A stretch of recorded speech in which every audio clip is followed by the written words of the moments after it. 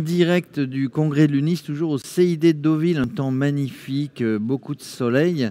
Les congressistes, ils sont en bas dans la salle de réunion, la plénière, et on reçoit des startups, nous, parce qu'on veut savoir ce que ces startups amènent dans le monde de l'immobilier. Parfois des gens qui ne sont pas issus du monde de l'immobilier, mais qui ont eu des idées. À ce sujet, on reçoit Mathilde Bivel. Bonjour Mathilde. Bonjour.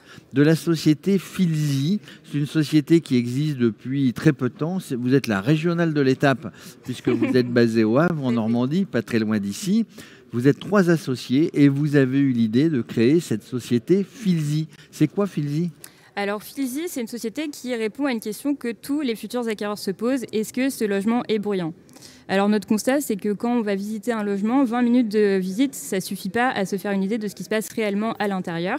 Donc l'idée, c'est d'avoir un rapport de bruit qui vous dit ce qui se passe dans le logement du lundi au dimanche sur n'importe quelle plage horaire de la journée. Alors, on savait qu'il existait toute une série de diagnostics immobiliers. Est-ce que c'est un diagnostic obligatoire ? Alors pas encore, mais on y travaille. On espère que ce sera le prochain diagnostic à donner aux futurs acquéreurs. Pourquoi ? Parce que ça impacte directement la qualité de vie. Et la qualité de vie, c'est quelque chose qui est de plus en plus au cœur des demandes des acquéreurs. Et c'est pour ça qu'on se positionne sur ce segment aujourd'hui pour aider les gens à prendre la bonne décision. Alors, quand il y a du bruit, on appelle ça la pollution sonore. Les diagnostics, dans ce qu'on appelle le DPE, vous le savez aussi bien que moi, c'est pour donner une indication. Il y a des diagnostics qui sont informatifs et d'autres qui demandent à ce que des travaux soient faits. Mais donc, il y a des diagnostics informatifs. Et ça, c'est une information parce que vous pensez que quand on achète, on doit être informé de tout, et notamment de cette mesure de bruit. Tout à fait. Effectivement, il y a des diagnostics qui sont obligatoires. Le bruit n'en fait pas encore partie. En fait, il y a des nouvelles normes sur les logements neufs. Aujourd'hui, on se rend compte qu'effectivement, il y a des normes acoustiques, mais qui vont plutôt concerner l'acoustique vers l'extérieur. Donc, on ne va plus entendre le bruit routier. Mais nous, ce qu'on a constaté, c'est qu'en fait, les gens se focalisent beaucoup plus sur les bruits intérieurs. Donc, en fait, ce qui allait auparavant être couvert par les bruits de la route, en fait, vous allez l'entendre. Et les gens font des véritables fixettes sur les bruits des voisins. Donc, je les entends marcher, je les entends courir, je les entends parler. Et là, ça devient vraiment un problème extrêmement gênant au quotidien. Alors, si ça n'est pas obligatoire, peut-être que ça deviendra obligatoire, mais vous vendez votre service dans toute la France, évidemment, en disant aux agents immobiliers, aux administrateurs de biens quand on fait de la location, aux syndics de copropriété, vous dites, voilà, ce qu'on est capable de vous fournir avec Filzi, c'est-à-dire une mesure de bruit, ça va vous aider à mieux vendre, ça va vous aider à mieux louer, ça va vous aider à mieux gérer. Tout à fait. Alors mieux louer, c'est intéressant parce qu'on se rend compte qu'une des principales raisons du turnover, ça va être l'insatisfaction liée aux nuisances sonores. Alors effectivement, on peut vendre un logement, dire oui, ok, c'est calme, et les gens emménagent et ça leur convient pas. Là, on a un double problème, c'est qu'il va y avoir une insatisfaction du locataire parce que il va avoir des nuisances dont il n'avait pas été informé, et il y a aussi l'insatisfaction du propriétaire parce que si ces locataires changent tous les 36, ça va lui coûter aussi de l'argent. Quand on est administrateur de biens, effectivement, on se doit de rendre un service à son client bailleur, aussi à son client locataire, et on a tout intérêt à ce que ça se passe bien. Mais justement, les agents immobiliers, les administrateurs de biens, ils ne vous disent pas, je donne une objection, comme si j'étais un agent immobilier, que j'ai été de longues années d'ailleurs, oui, mais votre application, elle va m'empêcher de faire la vente ou elle va m'empêcher de faire la location. Qu'est-ce que vous répondez à ça ? Alors je réponds pas forcément. Il y a deux choses. Alors déjà, en fait, on a eu des contre-arguments. On a contacté des personnes qui nous ont dit mais moi je cherche un logement qui est bruyant parce que par exemple je suis musicien et j'ai besoin d'être certain que là où je vais emménager, je peux faire du bruit. En fait, c'est une demande qui est un peu spécifique. Mais voilà, quelle réponse vous apportez ? Et dans le cas inverse, en fait, je veux un logement qui est calme. Ok, vous allez dire oui, la personne emménage, elle n'est pas satisfaite.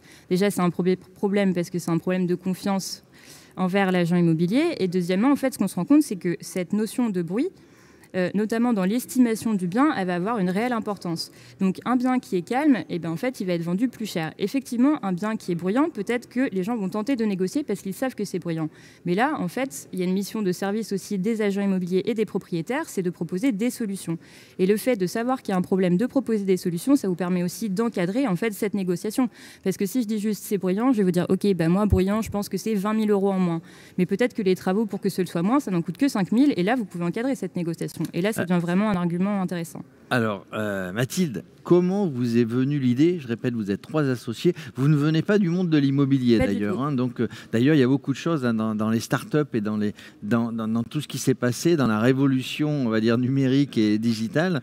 Il y a plein de gens qui ont changé des choses, qui ne venaient pas du domaine dans lequel ils ont changé les choses.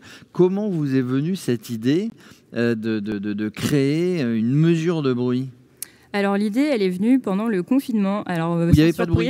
Il y avait, si justement, il y avait du bruit. Il y avait du bruit, parce qu'on s'est tous retrouvés en télétravail en fait. Et quand on est enfermé tout seul chez soi, alors je vous l'avais dit tout à l'heure, moi je viens du Havre, j'habite dans le centre historique, donc les appartements Perret qui en fait sont très très mal isolés. Des années, des appartements qui ont été construits après-guerre, donc forcément, c'est pas les mieux isolés. Voilà, c'est du béton, c'est du parquet. J'entends les voisins marcher, je les entends parler, je sais quand ils se disputent, je sais ce qu'ils regardent. Vous savez ce qu'ils mangent. Je sais tout. Et donc, en fait, le constat est venu de là, c'est de se dire, en fait, ok, moi je suis dans cette situation, on a commencé à en parler, et en fait, tout le monde a une histoire avec le bruit. Alors, ça peut être des petits inconvénients, c'est j'entends le voisin qui prend sa douche, mais ça peut devenir un véritable problème, les gens font des fixettes, et là, en fait, ça a un impact... Alors, je vais dire sur la santé mentale, mais c'est vrai. Il y a une étude de l'ADEME là, qui est sortie cet été. Le coût social du bruit, c'est 155 milliards par an.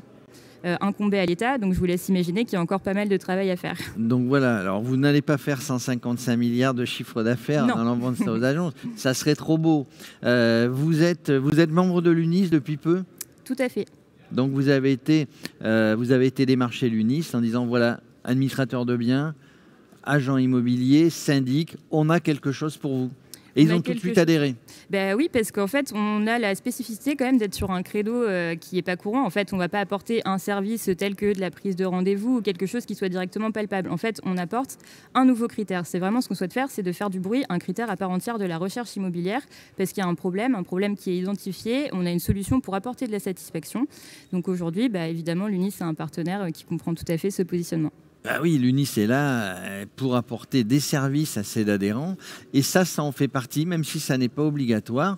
L'UNIS permet à ses adhérents d'apporter un plus à ses adhérents agents immobiliers qui vont apporter un plus à leurs clients et ça, c'est la boucle est bouclée, j'allais dire. Donc start-up, vous êtes en bas dans le village des start-up. Vous participez au pitch et comment dirais-je, au concours de au trophée de l'innovation. Tout à fait. Bon, vous êtes confiante? Toujours, pour gagner, y croire, bien sûr. Ça a voté. Je rappelle que ça a voté jusqu'à hier soir. On a voté, on a partagé. Vous avez voté, vous avez partagé, vous êtes sûr de gagner? Sûr de gagner, on n'est jamais sûr, mais au moins on aura participé. Bon, Mathilde Bivel, je le rappelle, Filzi, on vous trouve évidemment sur le site de l'UNIS en tant que partenaire. On vous trouve aussi sur j'imagine, www.filzy, .io. Voilà, écoutez, si vous avez agent immobilier, administrateur de biens, syndic, si vous voulez apporter un service en plus concernant les diagnostics, en plus du DPE, d'un diagnostic qui n'est pas obligatoire, foncez vers Filzy, vous aurez des arguments en plus dans le cadre de votre vente ou de votre location. Merci Mathilde. Merci.